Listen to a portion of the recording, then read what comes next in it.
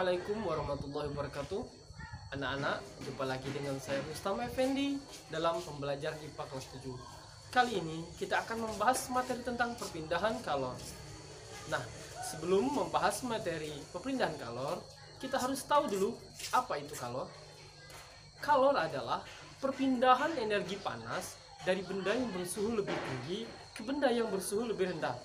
Nah, perpindahan kalor sendiri terbagi menjadi 3. Yang pertama disebut konduksi, yang kedua konveksi, dan yang ketiga radiasi.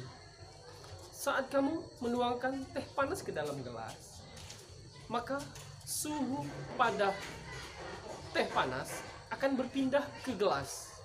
Nah, artinya kalor berpindah dari teh panas ke gelas. Teh panas bertindak sebagai benda yang bersuhu lebih tinggi dan gelas bertindak sebagai benda yang bersuhu lebih rendah. Nah, perpindahan kalor ini disebut dengan konduksi.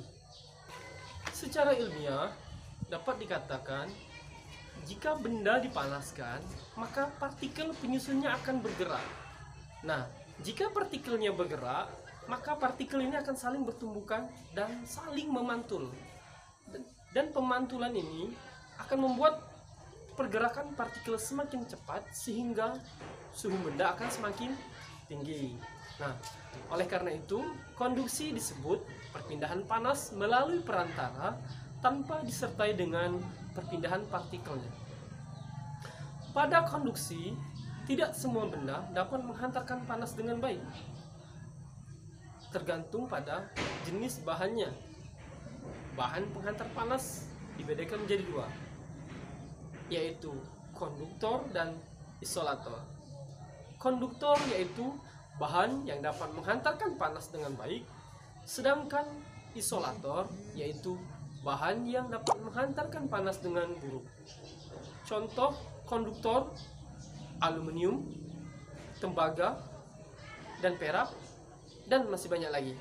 Sedangkan contoh isolator antara lain ada kayu, styrofoam, kaca, dan masih banyak lain contoh lainnya. Perpindahan kalor yang kedua, anak-anak, yaitu secara konveksi. Saat memanaskan air, maka air yang ada di bagian bawah akan lebih dahulu menjadi panas. Namun, lama-kelamaan air yang ada di atasnya juga akan menjadi panas. Kenapa hal ini bisa terjadi? Karena saat air yang di bawah mendapatkan kalor, maka air yang ada di bawah akan memuai sehingga akan menjadi lebih ringan, sehingga air yang ada di bawah akan naik ke atas dan bertukar dengan air yang ada di atas ke bawah. Nah, aliran pertukaran inilah disebut dengan konveksi. Jadi konveksi adalah perpindahan kalor yang disertai dengan perpindahan partikel bendanya. Contoh lain dari perpindahan konveksi yaitu adanya angin laut dan angin darat. Angin laut terjadi ketika siang hari.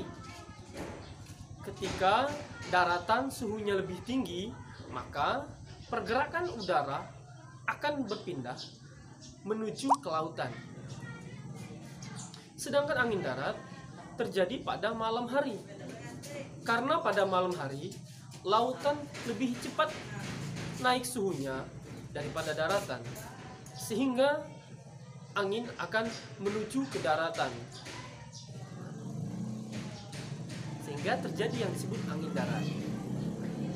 Perpindahan kalor yang ketiga yaitu perpindahan kalor secara radiasi.